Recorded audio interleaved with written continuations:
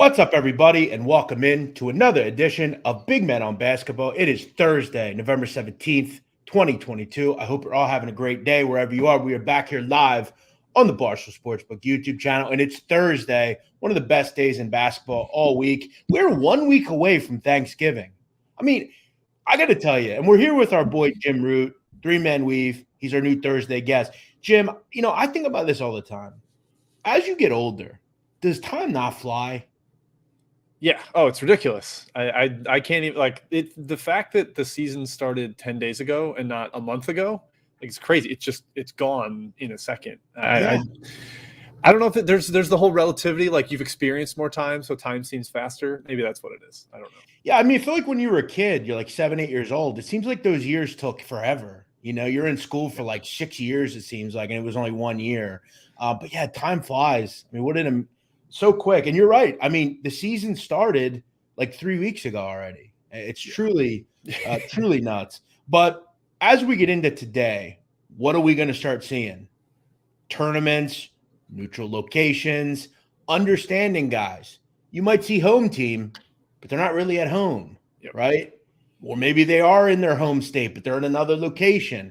It's very important. I think one of the most important things, Jim Root, about betting early season college basketball is you must know what you're betting into, where you're betting into, what the situation is, just making sure you understand that kind of stuff. Yeah, because it's easy to assume, bottom team, home team, boom.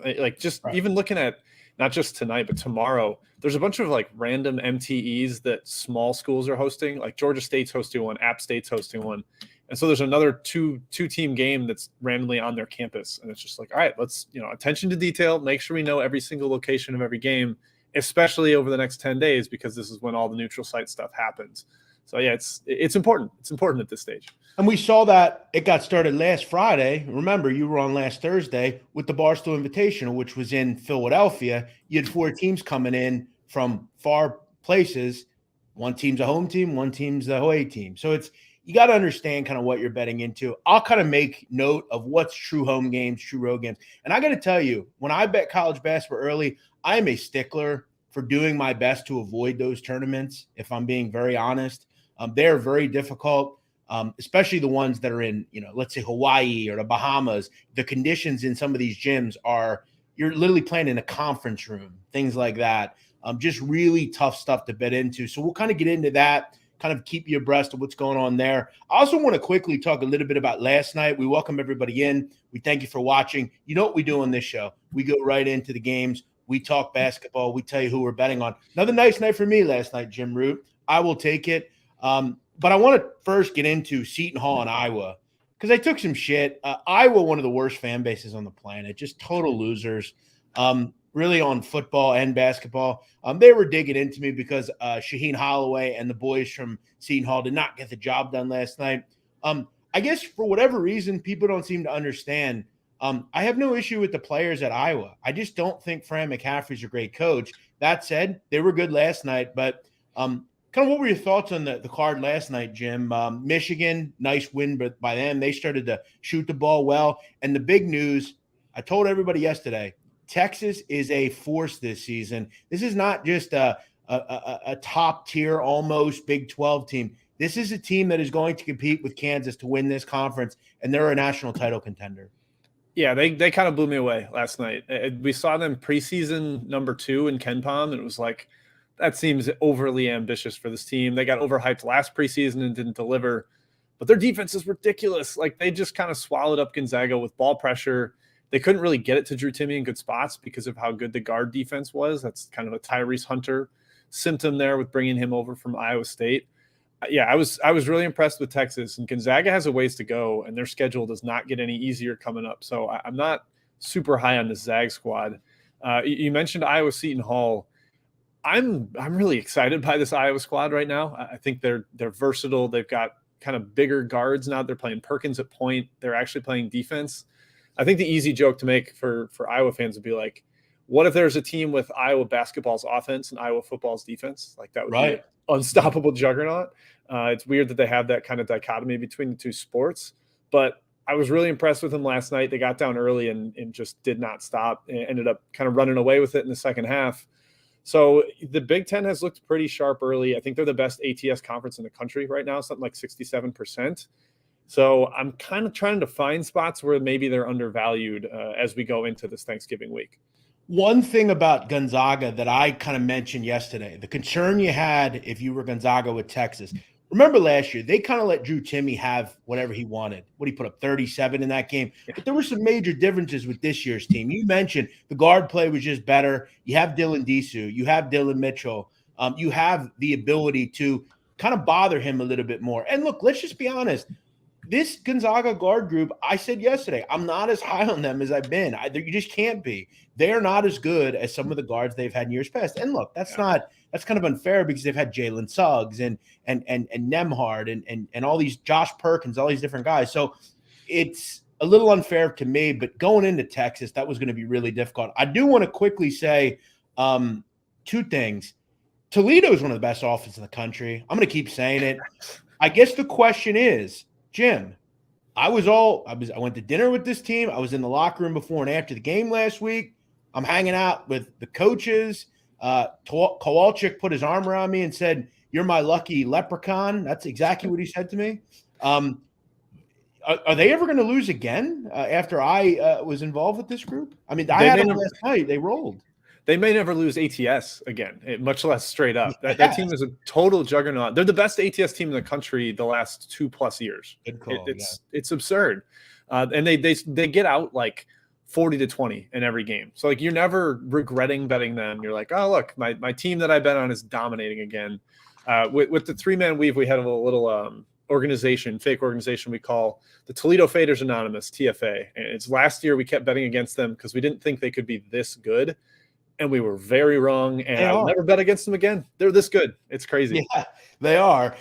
My lone loss last night, and this was a pretty tough one to swallow because so I like Jim to attack good teams against really bad teams. And I've identified Eastern Illinois as the second worst offense in America, at least to me. This offense is disgraceful. They're horrible. Ohio State jumps out 21-5 with 9 minutes to go and then just fell asleep. I had them in the first half. I thought, well, I want to kind of get my money out early. They've got a game on deck. They got to go out to Maui, I believe. So that was annoying to me for sure. I probably should have bet Houston last night again. I mean, this team is a buzzsaw, dude. I mean, you talk about a team that gets up 26-3 every game and just rolls. They win by 30 every game. Yeah, I think I said Toledo's the best ATS team the last 2 years. I think the past 5, Houston is like 60% against the spread for 5 years. It's crazy. They just consistently outperform expectations. They're another team, like you said, you never regret betting on them because they never come out flat. They play their tails off. I was on them first half, and they ended up getting, I think, won by 23 in the first half. So that was a nice W. They're the best team in the country for me. I know there's a couple that are close, but they're ridiculous. I can't get their power rating high enough. I think right now you have to say, and again, we're only a couple of games into the season, but to me, if you're asking me who are the two best teams in the country, it's Texas and it's Houston. I'll go Houston 1, Texas 2. Look, it's 3 games into the season. Lots going to change, but we got a lot of things to get into. Let's jump into tonight's action.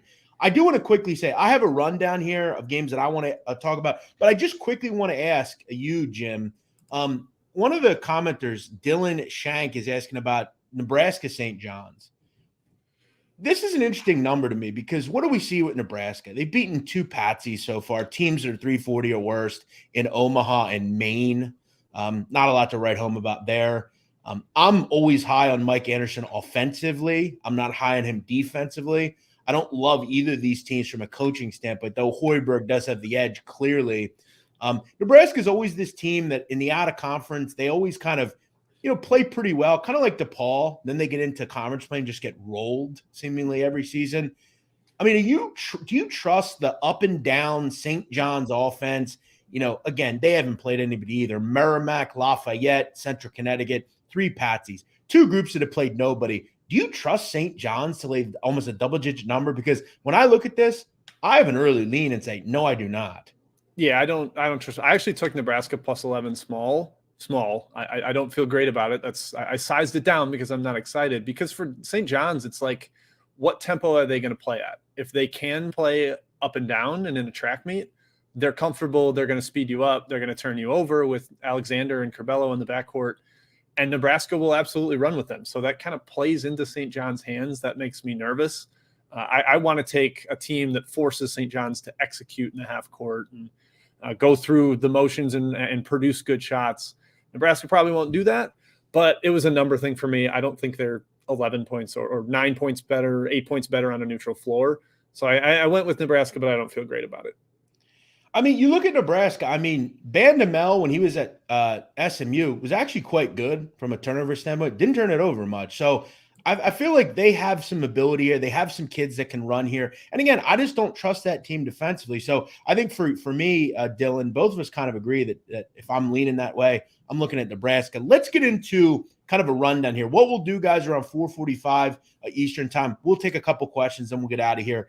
Jim, let's start because there was a little question on Twitter last night. Did Jeff Nadu steal Jim Root's Bryant bet? Yes, now, absolutely. This is garbage. Right. That being said, even though I love Jim Root, I have literally led the Bryant brigade for years, it seems like. I got this at 9.5. I didn't understand the number, quite honestly. I thought we were looking at a typo, and then I wake up this morning and it's 7.5. I still think that's high. I don't know. Maybe I'm getting hoodwinked here because, in the end, do we completely trust Bryant defensively? We really haven't seen much of them. They haven't played since last Friday, beat Dartmouth. They've also played a non-Division I opponent, and I think they scored 123 in that game, 147. Yeah. Crazy. Won by 100 points. I look at this and say, whether it's 9.5 or 7.5, I'm still above the 3-possession mark. I like 9.5 more. We obviously saw FAU beat Florida on, Monday night. Very surprising result. But here's what I'm going to say about it. I like Florida. They didn't shoot the ball well at all. I mean, they just couldn't make shots. It was one of those nights for them. I think you just have so much talent here on Bryant that I'm going to be hard-pressed to go against them here. This is a stone-cold home and away game. This is no tournament or nothing like that. What I've been surprised by, Jim, is how good Sharif Gross-Bullock has played for Bryant, the LaSalle transfer. We've seen all these transfers come in, the Timberlakes, the, Walker, all these different guys. But he has played really well, 22 and 27 in 2 games. If you're going to give me 9.5 with Bryant, even 7.5, I'm in. Yeah, the talent level is the same or maybe tilted towards FAU, to be honest, because of how well they do in the transfer portal. It's going to be a track meet, which maybe helps the favorite a little bit because there's more possessions for them to extend that lead. But I just think the talent level is equal. Maybe you get a bit of an emotional letdown from FAU after they went on the road and beat in-state Big Brother this week, like you mentioned.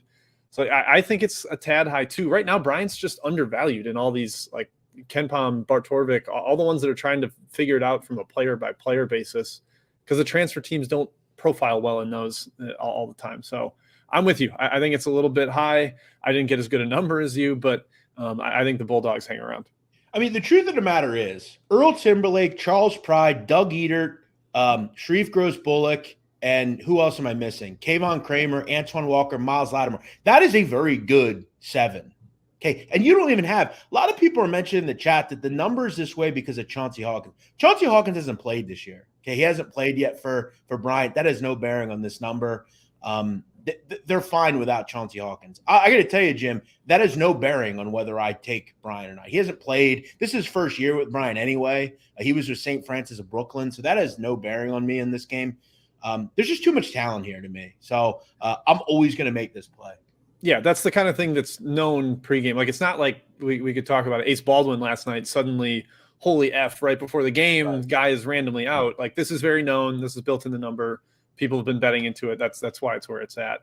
I'll tell you, and one of the missteps I had last night, I had a small play on Virginia Commonwealth, and I even betted at a worse number. I just don't like Arizona State, and we're going to get to them in a little bit. They get very lucky with no Baldwin. That was just a rough one if you had – and those happen in college basketball. You're going to just chalk them up and say, well, I got beat there. What are you going to do? I'll just say real quick, VCU unders with Ace Baldwin out, I think are going to be big time go-to. They don't have a lot of shot creators without him. And last year when he was out recovering from an Achilles injury, it was like under. So that's something that's close to auto for me. And it got bet down 5 points today. So. Well, and tonight, I didn't have this game on my list, but you look at tonight against Pittsburgh. Last night, Michigan's just way better than Pittsburgh. I don't think anybody's surprised, but I told everyone these were my exact words last night, Jim. If Joey Baker makes 3 or 4 threes, they'll roll in this game. And what was he? 4 for 5. Michigan started getting going. They don't have the ability. They can't guard Hunter Dickinson. That said, John Hughley being back tonight, VCU is not good without Baldwin. They are not very talented. They don't have much scoring. But yeah, I agree. I think under with VCU. They are just inept without Baldwin. So something to keep an eye on. All right, let's go to the next one here. Davidson, Charleston. Interesting one here. Charleston, a 3-point favorite at Barstool Sportsbook. This is one of those little tournaments, right? Charleston, I believe, is the home team because they're actually, I think where is this game, by the way? It's at Charleston, so it's like technically an 18 tournament, but they're the home team. So. Right. Okay, that's right. Yeah, they do this every year. I had some question marks. I'm surprised this number's kind of ticking up a little bit. I thought Davidson was the right side here. I think you make a case. I mean, let's really ask ourselves, Jim, do you get, Cameron Indoor Stadium vibes or Viejas Arena when you do at Charleston? Not exactly, right? No. Davidson, decent fan base. I don't care about fan bases, at least in these kind of tournaments. It really doesn't mean anything. But I look at Davidson, I feel like they have some good matchups here, quite frankly. I think Menenga down low is probably a positive for Davidson. I don't know if Charleston have any rim protection. Nope. Lawyer's been really good. You look at his ability. I just feel like I don't have ever much interest in betting against Davidson, quite frankly. They're just an oiled machine on offense. Charleston, just not real big on them. I know Pat Kelsey, always a good coach. He always can identify things, but I thought the wrong team was favored here, quite honestly. The market has been Charleston obsessed to this point this year. Like Richmond game, they bet him from a 3-point dog to a 3-point favorite. The Carolina game, they bet him down like 4 points. People are all over Charleston. They got bet up here. That seems to be the case. Davidson just had that real weird squeaker against VMI. That kind of spooked me. But I would look at live betting this one because Charleston games are the most erratic things in the world. Last game, they were up 20 to Richmond. Then they got down a point late, ended up winning in overtime. Like there will be wild swings. If someone gets up big, bet the other side. There's a few teams as we go through the year that kind of pop up as live betting teams, Jeff, and I think Charleston's going to be one this year. Yeah, I could see a very good case where we know Charleston and Kelsey want to go quick. Davidson and his efficient offense. It feels like when you get some efficiency with Davidson, throw in some tempo, these games can get kind of crazy up and down. Yeah. And I think that's a great way to look at this. Maybe, see where your live number's sitting at the under 16 timeout. Maybe take a shot with a higher scoring game here or a side. Look, this number is 165.5. I mean, you don't have a ton of value. You're hoping that this game is, 95-90 or 90-85 or something. Do I want to bet into that? I'll tell you this. I think one of the easiest plays I made over the last week or so was Howard and JMU on Monday night. I mean, I don't think you can set JMU totals high enough. I mean, no. Well, you can't set their lines high enough either. They win every game by 25. That team's ridiculous. Yeah. Do you have that circled with them going to Carolina? I feel like they could give the Heels a bit of a spook. Yeah, I think you have to. And look, I'm always looking kind of ahead. I've talked about that, kind of keeping an eye on things. There are just teams right now. We're going to talk about one here up next. And I want to tell you guys something. I don't tell Jim any of these games. We just rock. Like we just jump on 2 minutes before the show. We get going. Jim and Jeff, cool combo. Thank you, DZ. I appreciate it. And guys, go check Jim Root out, 3-Man Weave at Second Chance Points on Twitter. We'll drop that at the end here. I want to talk about a team that I've been fading. Okay. And I faded them the other night. I know your friend Matt Cox was on the same side with me. This North Dakota team is awful. I mean, we mentioned last week when they played Creighton, they were going to get blown out. Now this team goes on the highway. They're going to go down to Elon. Now, here's the thing I want to make sure, and I want to make clear. I don't love Elon. Okay. Okay, they are not Pacific to me, a team that I have a little bit of an interest in, maybe, some transfers. But there is some things about Elon that I do like. I mean, early on, they've not turned the ball over. They've actually been a pretty good offense. I mean, they want to put their head down and get to the hoop. Very good, kind of penetration team, play downhill, attack. That's a pretty good idea against North Dakota. They can't guard anybody. I've said before, me, you, and 3 listeners can score against North Dakota. They're that bad. Do you just kind of wait and watch with this team? Is North Dakota this bad on defense that they're just going to give up points to everybody? It's hard to figure because they were this bad last year too. So it's like, all right, there's precedence for it. There's evidence of it. I did see Jordan Majeski on Twitter said that the North Dakota Pacific game was a 5-point North Dakota win by shot quality. So it was like a really outlier result. Right. That at least gave me some hesitation where like maybe they're not quite as bad as that 30-point loss made them seem. But I still think they're pretty poor. This Elon team not overflowing with talent and have a new coach on the sideline. But this one, I have to stay away. Are you taking Elon minus? No, I'm not. I really just wanted to kind of continue to highlight North Dakota. And I'm going to watch them. Kind of one of those things at the end of the night I'm going to go back and look at and say, okay, they gave up 80 plus again. And this is a bad team. They gave up 82. Now, when you reference shot quality, to anyone that's not aware of what Jim's talking about, there is a website that basically, in layman's terms, tells you if a team, through the shots they shot, were just really lucky and what the true score should have been. So basically what he's saying is the game against Pacific should have been much closer. North Dakota got really unlucky with a lot of layup misses probably and easy shots, and Pacific made everything. Yeah. Now, again, it's kind of one of those things of, well, that's not what happened, but it's a pretty good predictive thing and just kind of understanding whether a team's overrated or not. I'm willing to say, though, I think North Dakota is that bad. Just being honest. Now, again, Pacific, will I bet on them every week? No. I'm happy to get a win with them. I had a win. I'll take it. We'll move on. But this is a game I'm going to keep an eye on tonight. Maybe you can get a favorable team total with Elon and say, well, I just don't believe in North Dakota's defense. And I think you have a good shot if you do that. But I always seem to get these questions. Are you going to keep betting North Dakota? Are you going to keep betting these teams? So I just wanted to highlight it just a little bit here.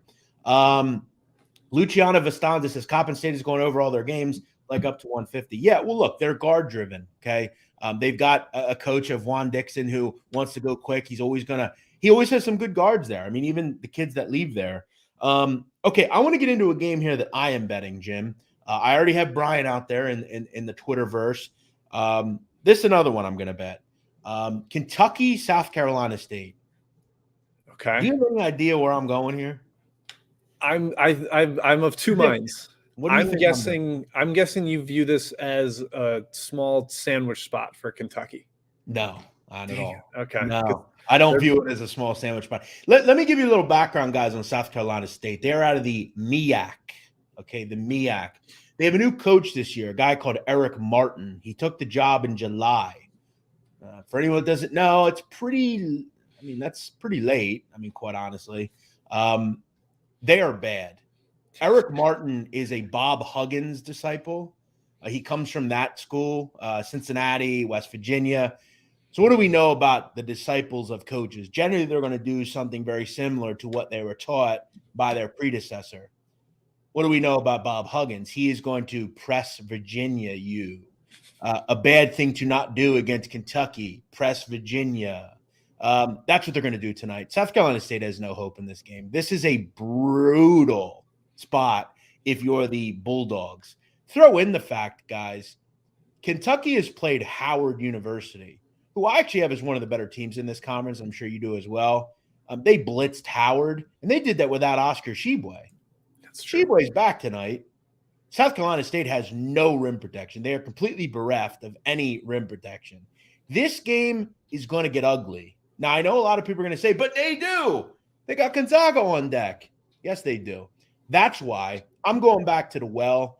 They were in that game in Howard. They were up by 21, Kentucky. I got 22.5 tonight. I think Kentucky's up a good old 50-17, like Texas was last week against Houston Baptist.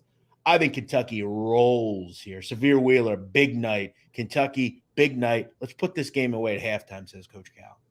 I think first half's the way to go because they are between Michigan State and heading to Gonzaga. I could see them, backdoor being open as they're playing their walk-ons for the last 4 or 5 minutes or something like that. Right. But I agree. Like that Texas game, you handicap perfectly. Like they can't score. They're going to be up 25 at half. I think they're up 30, like you said.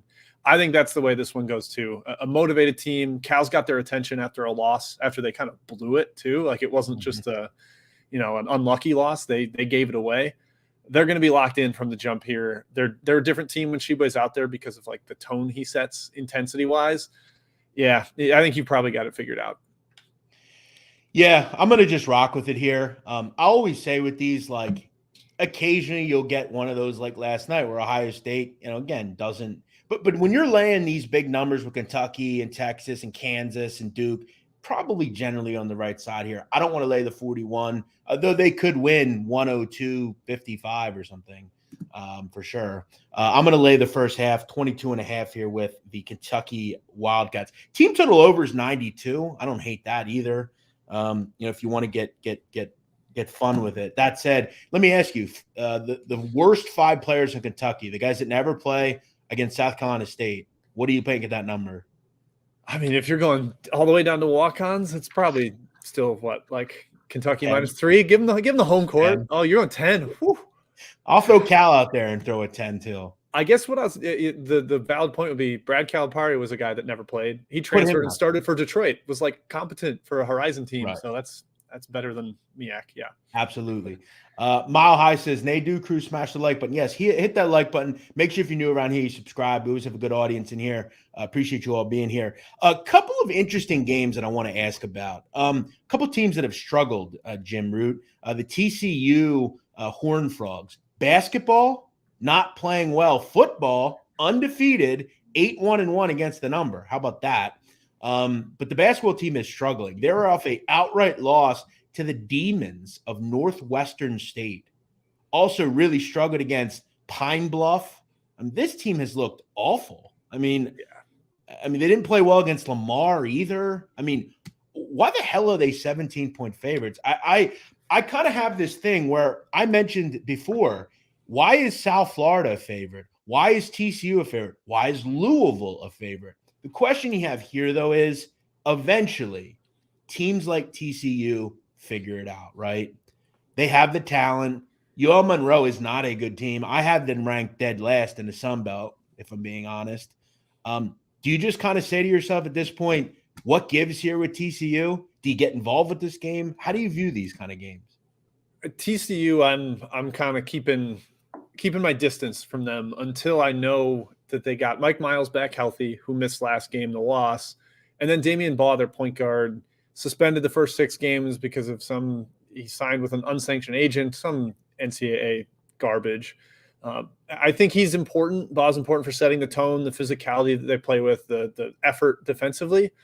But even without those guys, they should have blown all 3 teams that they've played, should have blown them out. They're like bottom 15, bottom 20 teams in the country. So there's something kind of broken with them right now. It would be like fade them or nothing. I don't think you want to catch the falling knife and try to be so cute that like, oh, I'm going to find the time that TCU is actually going to play well. Like, we don't know if they're going to play well. It might not be for a little while still. So I would either fade them or stay away. You look at some of the things here and why TCU is not playing well. You look at one of the big things. They're shooting 18% from 3 through 3 games. How will that be fixed? Here's the problem. Mike Miles is not a good three-point shooter. Eddie Lampkin ain't going out and shooting threes. Micah Peavy can't shoot threes. Shahada Wells can't shoot threes. That's not going to change. Okay, this team just kind of are what they are, and I think that's a great point by Jim. I don't think you continue to keep an eye on this team until they get who they need back. They're just not at full strength, and the way they're playing, I would have no interest. The question I have for you as well, you look at LSU tonight. Okay, LSU, I like Matt McMahon. Obviously, I've liked them over the years, but they have a lot of new kids. They're also a team that I think is going to struggle to shoot the ball a little bit. Question I have, though, is UNO, New Orleans, Mark Schlesinger, they allowed Butler to shoot 80% from 2. 80%. It's so bad. It's nuts. Yeah, New Orleans is not a good big underdog because they don't shoot threes. They want to funnel all their action to the rim. And against a power conference team, like, you just don't really have a prayer. Like, you're a Southland roster. You can't do that against an SEC team, against a Big East team. You go back through their history as a 15-plus point dog. I think they're 6-14 in their last 20 in that scenario. It's not great. The one angle I do kind of like is this is in-state Big Brother. If there's one game you're going to get hyped for as the team from New Orleans, it's playing LSU, the in-state, team that's kind of the standard. So maybe there's something to that. I just don't like the style clash here, Jeff. You're talking about the talent gap is obviously huge. And then the one thing LSU does have is size, and that's a problem against New Orleans. Yeah, I will say, I mean, they actually played SEC competition pretty tough last year in New Orleans. They hung in both games by, I think, 20 and 21 against A&M and Mississippi.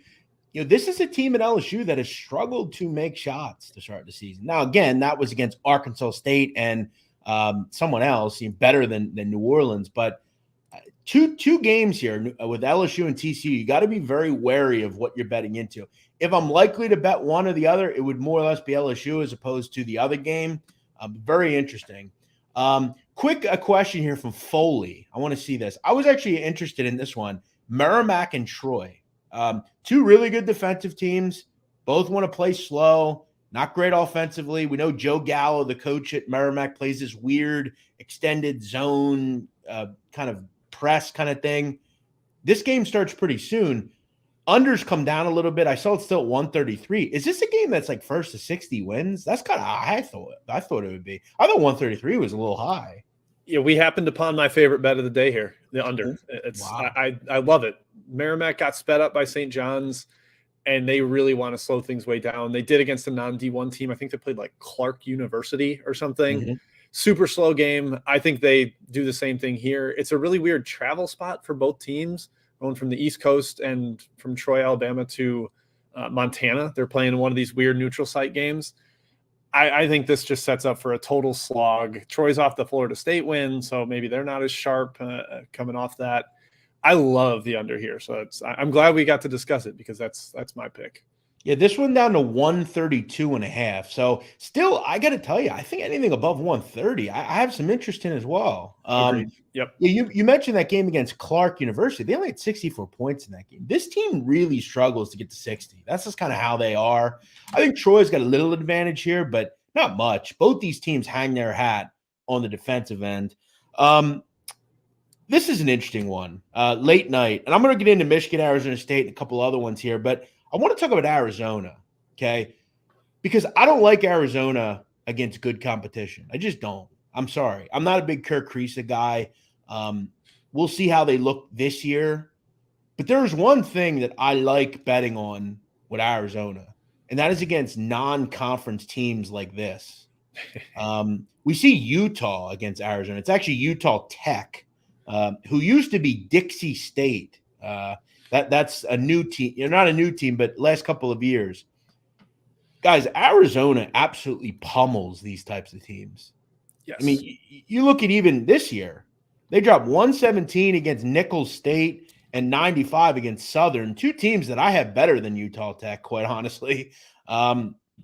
Utah Tech is just outclassed in this game. I think they have major issues dealing with the pace. Remember, Arizona is the fastest team in America. And Dixie State, Utah Tech, whatever you want to call them, they actually prefer to play quicker as well. They also lost their best player last year. I forget his name. You would know. What's the kid's name? Is it the forward? I can't remember. Yeah. Hunter Schofield, that's his name. Exactly. Yeah. He's gone. I think there's a lot of quick possessions for Utah Tech here, a lot of bad shots. This Utah Tech team last year gave up 97 to Gonzaga, 98 to USC. And how many times do we see this Arizona group hit 100 last year? You got a team total here at 95.5, but that might be way too low. They're scoring triple digits in this one. You referenced Utah Tech playing Gonzaga last year. They're playing Gonzaga again here. Arizona is Gonzaga Southwest. Yeah. The coach is a longtime Mark Few assistant. Mm-hmm. The first two games Arizona's played have had 85 and 88 possessions. If you get 82, I think they're scoring 100 because they're going to be efficient. They're just like constructed to blow out bad teams. especially bad teams that play fast. In the last 3 years or the last 2 years, Dixie State's been like a top 20 fastest team. Both years. So this is going to pinball back and forth, and the talent level gap is going to totally bear out. Yeah, you're spot on. Arizona as a big favorite against bad, fast competition. That's a home run. Yeah, and I think that's what's most concerning for John Judkin's team here at Utah Tech. I mean, as you alluded to, the first 2 years they've been in Division I, 15th in tempo, 17th in tempo. Not great here. Yeah. Okay, against these types of teams, you want to be Tarleton State. You want to play slow, try to limit possessions, try to work that shot clock, work with time on your side. The problem that Utah Tech here is they just don't have that ability. I mean, there's so much length and just talent on Arizona. Over 95.5, I think you just play it, man. I think you have to.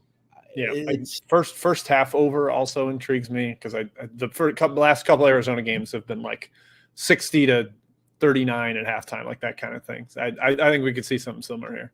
And you look at even this year. I mean, Utah Tech gave up 84 to Nevada, 78 to Washington. I mean, it's just from a possession standpoint, it just works out perfect. And Arizona has Cincinnati on deck. I mean, nothing. I mean, where is that game, by the way? Headed out to Maui, baby. Oh, right.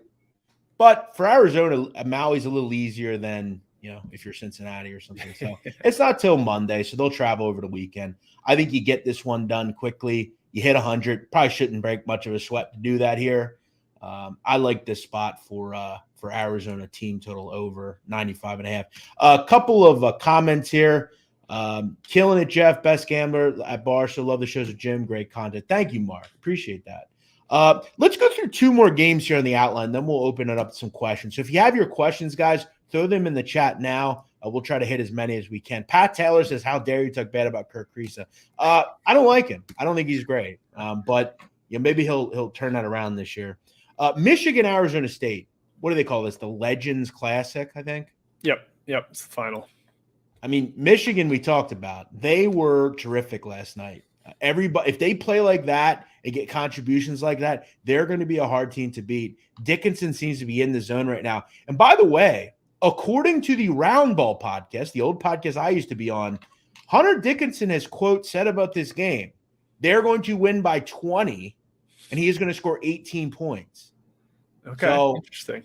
I'm maybe he'll score 25. That would be nice as well. But there's a couple of things here.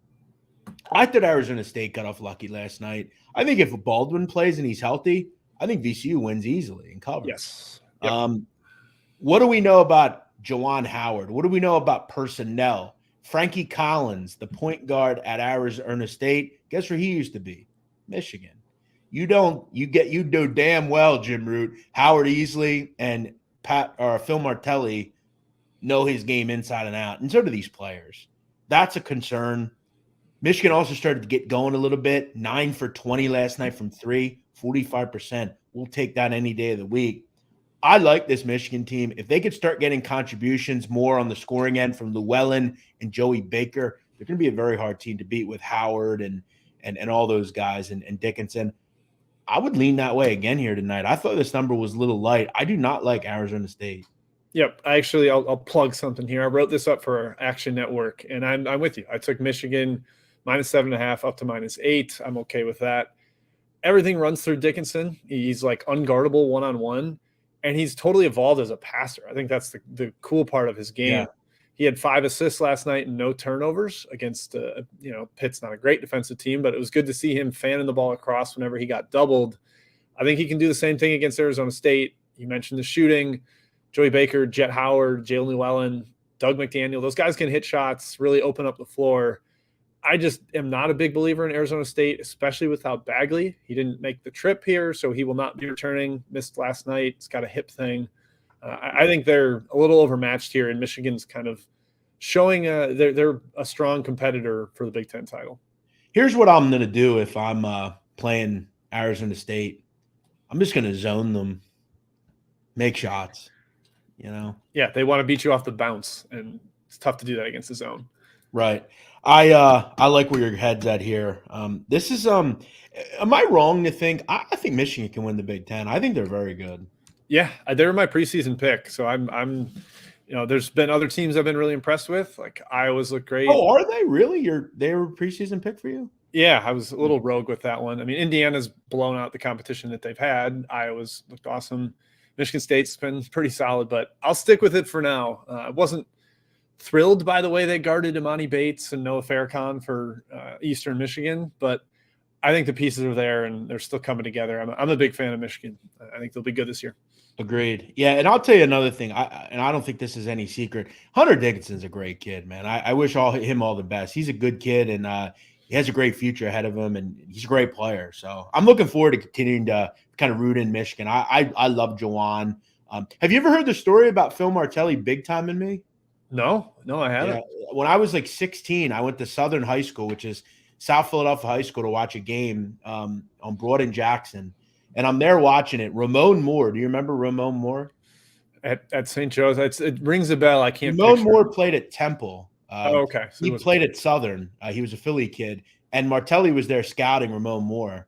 I remember leaving Southern. I'm walking out, and I see Phil. He's like right next to me. And I go, hey, Phil, can I get a picture? He goes, not right now. I got to go. And he just walked away. He's like really like just on his business. But it's worth a shot. Yeah, absolutely. All right. So Jim Root, I agree, like Michigan here. And the number was a little low to me, quite honestly. But one more game here. And this is an injury one. So it's all about what do you hear here, Jim? And I think I know where you're going because I've heard the same things. Loyola tonight against Tulsa. Loyola's had major turnover problems. And I'm talking about major turnover problems. They're like bottom 10 in America in turnovers in the first couple of games here. However, from what I understand, Marquise Kennedy is practicing and should play tonight. What do you know about that?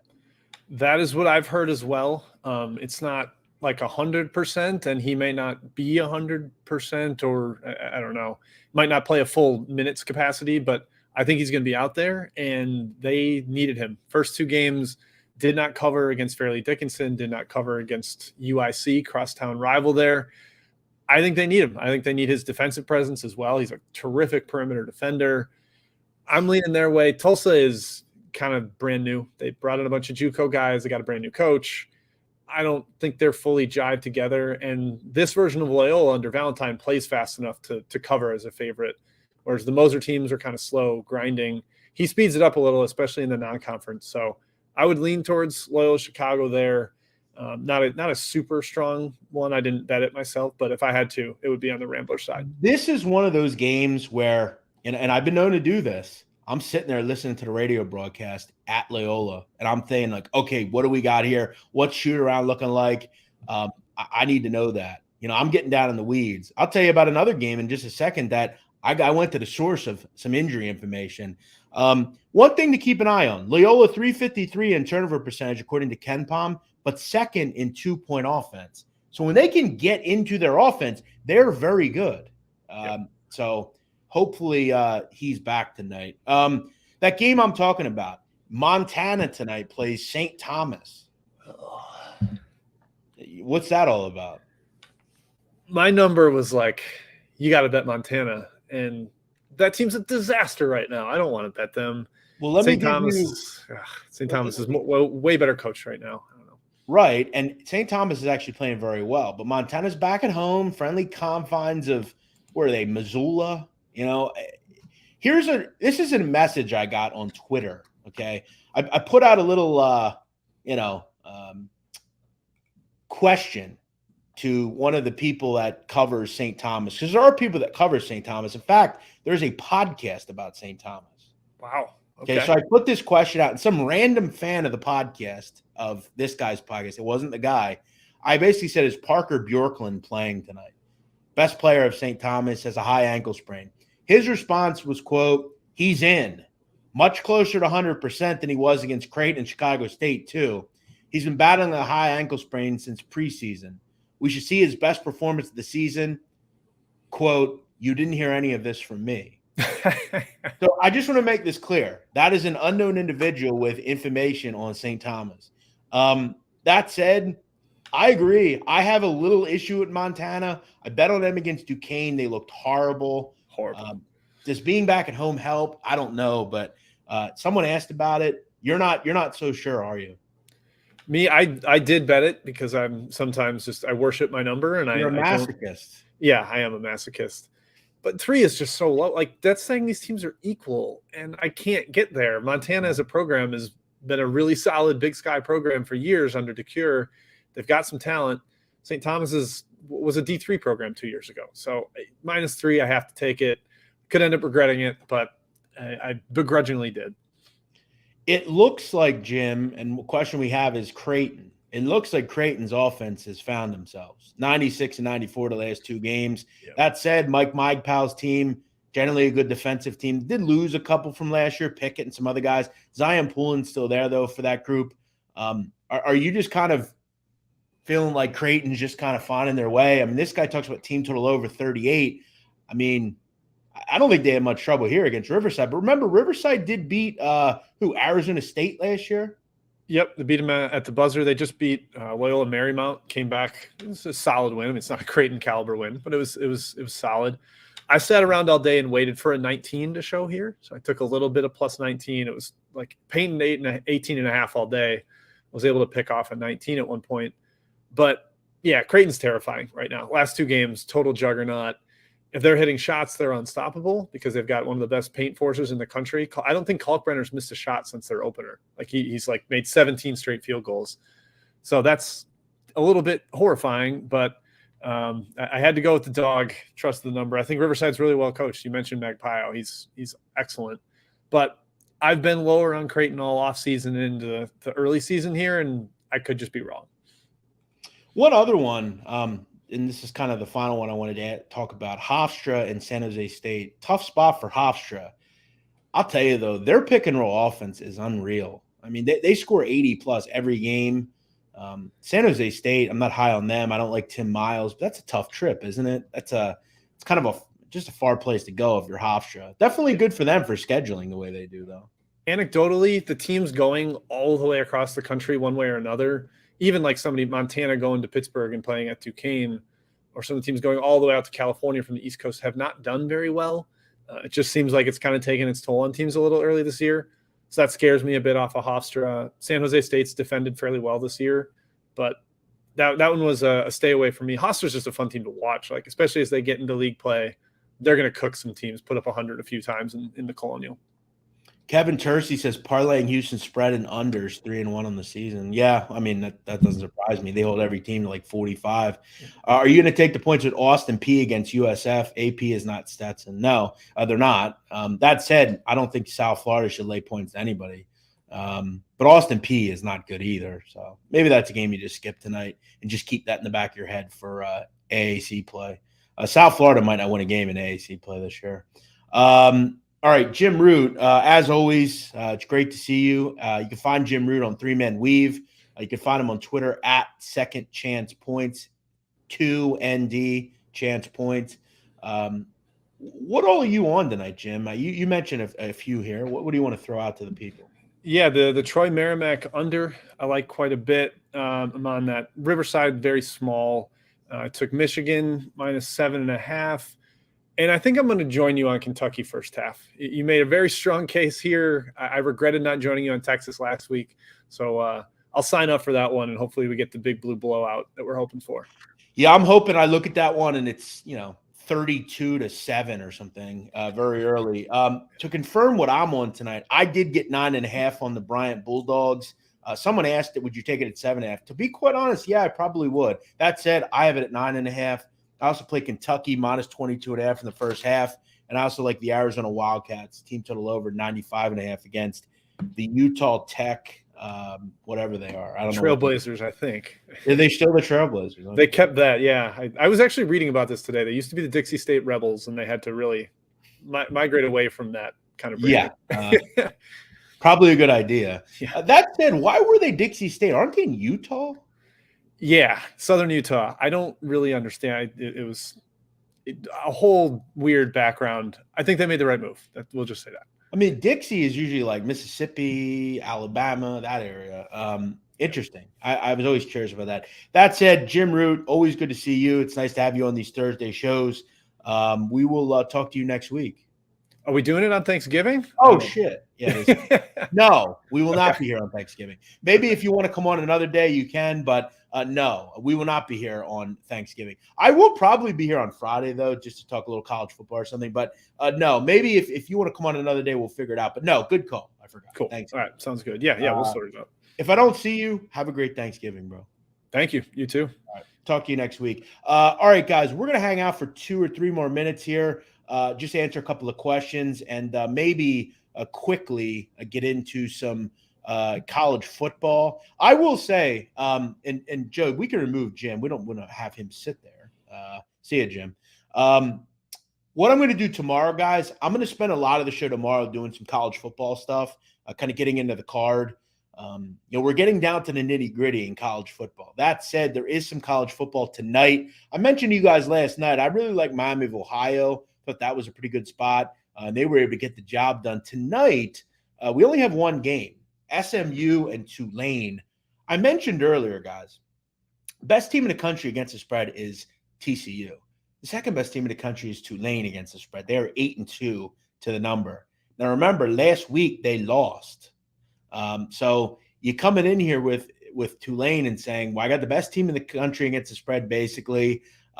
You're laying 3.5 against a bad team defensively at home. You look at this total, though. Both these teams, very good at finishing drives. Good metric you want to keep an eye on. Both these pass offenses should really be able to move the football. Okay, these are two defenses, particularly if there is a knock on Tulane, you can move the football through the air against them.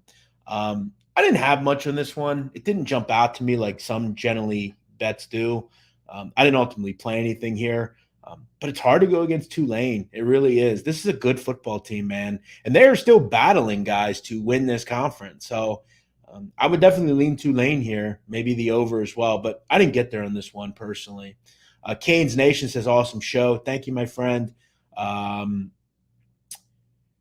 Jeff roasted me for hours. I wouldn't say I roasted you. I just didn't really care. I didn't really agree. I mean, I don't know what you're gloating about. Good call, dude. I mean, you got lucky. Ace Baldwin was out. I don't give you any respect. Sorry. I don't know what you want from me, Bretsky. You're like kind of like trying to gloat to me. You're like, oh, I had her say, good call, dude. Great call. But you got lucky. Don't dance on people's graves. Bro, you got super lucky that VCU's best player was out. As far as blocking you, I don't think I blocked you. I just don't really care, dude. You people that come in my mentions and are just douches, I don't have to deal with you. It's my account. I don't think I blocked you, though. That being said, good call, dude. Good call. I don't know. I thought it was wild how you literally stole Barstool Sports' YouTube footage and posted it as it's your own. You might want to check with him about that. I don't think you're allowed to do that. Randy Babandi says, Jeff stole my wife. Not true. I did not see your wife. She's coming home to you, as far as I know. Let him know, Nadu. Yeah, got to let him know. Let that clown know. World Cup. I'll be talking World Cup next week. We'll do that on Monday, probably. I'll have some thoughts on that. Probably going to put a blog out. It's going to be a very interesting World Cup. Nadu, I know you bet soccer. There are rumors that Qatar bribed a bunch of Ecuador players for a 1-0 victory with the goal to be scored in the second half. Okay, well, I don't know where you heard that kind of thing from, but I'll look into it, but I haven't heard nothing like that. I joined late. Any thoughts on Titans Packers? No. I got some money out of the pack last week. I'm going to just kind of let them breathe. I don't like Thursday night games. I don't think teams care much at all about them, and I think they're really tough betting opportunities. How often is this show on? This is on every day at 4 o'clock, Monday through Friday. Lions don't notice a sheep. Nadu is the best gambler on Barstool. Thank you, Caleb. I appreciate that. All right, guys, I'm going to wrap this thing up. I hope you all have a great day. Thanks, as always, to Jim Root for joining us. I like a couple tonight. Bryant plus 9.5. Kentucky first half minus 22.5. And Arizona team total over 95.5. As always, thank you for being here. I appreciate you guys joining in. As always, we'll be back tomorrow, 4 o'clock Eastern, breaking down college hoops. You guys have a great night. We'll see you tomorrow here on Big Man on Betting.